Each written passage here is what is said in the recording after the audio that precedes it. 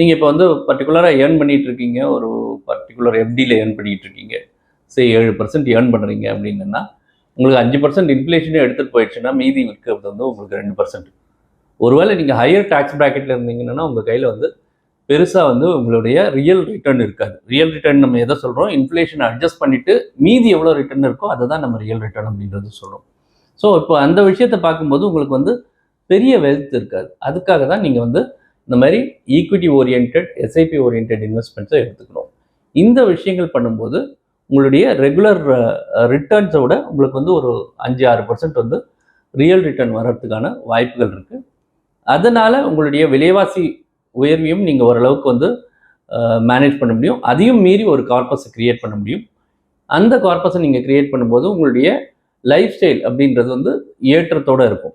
அப்படி இல்லைன்னா நீங்கள் இதே லைஃப் ஸ்டைல் இதே மாதிரி இருக்கும் அப்படின்னு நினச்சிங்கன்னா உங்களுக்கு குறைவான கார்பஸ் போருமா இருக்கலாம். பட் நீங்கள் ஒரு கோல் ஓரியன்டாக ஒரு 1 crore இல்லை அதற்கு மேலேயும், சில பேருடைய வசதிகள் அதுக்கு மேலேயும் இருக்கலாம். அது மாதிரி நீங்கள் உங்களுடைய கோலை நீங்கள் வந்து அமைச்சுக்கிட்டீங்கன்னா உங்களுக்கு டெஃபினட்டாக ஒரு ஃப்யூச்சர் வந்து நல்லாயிருக்கும்.